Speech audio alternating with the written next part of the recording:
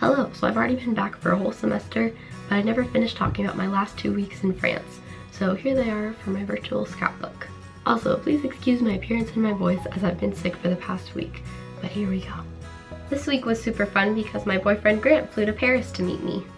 We began our day saying hello to Notre Dame, and this time I actually got to go inside. It was a beautiful church, but it was the most crowded one I've been inside. It was so noisy that they were shushing people over the loudspeakers. I liked the Joan of Arc statue that they had, and the insane rose stained glass windows. Afterwards, we did a self-guided walking tour of the heart of Paris, walking across the Seine, seeing cool statues and fountains, and finally we rested in the Luxembourg Gardens. We ate a picnic lunch and enjoyed the shade of the hot afternoon. We checked into our Airbnb that afternoon, which was so cute, and you could even see the Eiffel Tower peeking over the rooftops from our window. That evening we took a walk to the Eiffel Tower, and it was absolutely gorgeous that night. It's honestly the sight that lived up to my expectations the most. Apparently, the Eiffel Tower also sparkles in the evening too. That was fun to see from our Airbnb. The next few days were filled heavily with museum visits, starting with the Rodin Museum. Rodin was the one who created works like The Thinker and The Gates of Hell, so it was really cool to see those. But also I felt like I have such a greater appreciation of sculpture now because it's just so insane to see it in person. That afternoon we went to the Orsay Museum where we got to see lots of Impressionist masterpieces, like this work by Manet, some of Renoir's dancers, and Degas' dancers. I saw Monet's study of Rouen Cathedral at different times of day, and his poppy field painting, which I think is one of my favorites. Impressionism in general is my favorite art style, so I absolutely love this museum. In the evening we said hello to Notre Dame again while our tiredness started kicking in, and we had a scrumptious afternoon snack of Orangina and crepes by the Seine. We went to Sainte-Chapelle as well, which is absolutely insane. It's relatively small since it was originally a private royal chapel, but I don't think I saw more beautiful stained glass windows than these.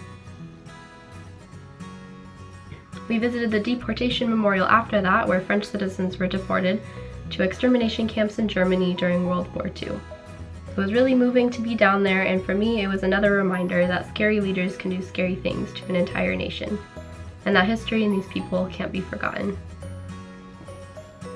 That evening it was gorgeous in general, and Grant and I got to enjoy the sunset and some yummy food on a dinner boat cruise on the Seine. We had a lovely little 3-course meal while seeing Paris from the river. The next morning we started off with the most fancy, most delicious and delectable and adorable Parisian breakfast one could have at Angelina's. My high school French teacher had told us about this place and their world famous hot chocolate. So I knew I could not miss it, and it absolutely was amazing. But it was too fancy. I felt super weird taking out my camera, even taking this short video of it, but here's 3 seconds of our tiny pastry tray, and it was amazing and the best breakfast ever, and it was worth every penny. Next we went to the Orangérie Museum, which was filled with Monet's enormous water lily paintings. We got there early enough so that it wasn't packed yet, so you could actually take some time and be quiet to admire each of the paintings. It was gorgeous and serene and meditative, and being taken into the reflections of the sky on the pond of Monet's water lilies was quite magical. I think it was definitely my favorite museum we went to in Paris. After, we got to walk by the Luxor obelisk in the Place de la Concorde when we left the Orangerie. It was shiny. And finally, to finish our few days of the Paris Museum Extravaganza, the Louvre. It was, as expected, magnificent. We saw the Winged Victory of Samothrace, the Aphrodite of Milos. We said sup to the Mona Lisa, and to Ingres' Grand Odalisque. Here's a couple really bad shots of the coronation of Napoleon, and the raft of the Medusa, and Liberty leading the people. It was also really cool to see how much Egyptian stuff the Louvre had, and we did spend a long time down there. However, my favorite thing at the Louvre was Psyche Revived by Cupid's Kiss, which was a really emotional and tender sculpture depicting the mythological tale of 2 lovers reunited. We watched nature's art paint streaks of pink and orange in the sky outside the Louvre when we were done. Our time in Paris had been hot and overwhelming at times, but it was moments like this that reminded me of how grateful I was to be there. The final day I'll share for now is our day trip to Versailles. This is the home of many French kings, starting with Louis XIII all the way until Louis XVI had to leave Versailles during the French Revolution. Apparently Louis XIV called himself the Sun King, comparing himself to the Greek god of the sun Apollo, which was reflected in some of the room's ceilings, so I thought that was funny. The Hall of Mirrors was crowded but stunning. But my favorite part of the day wasn't the palace itself, but the grounds. They seemed endless, and we spent time lounging in the shade and touring Marie Antoinette's Petit Trianon.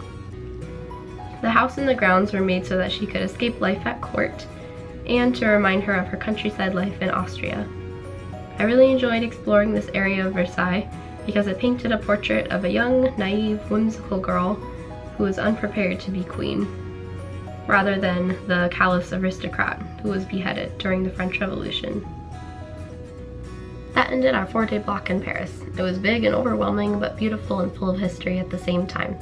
For the next couple days we left for Amsterdam, but I'll share that in the next video. So thank you for watching.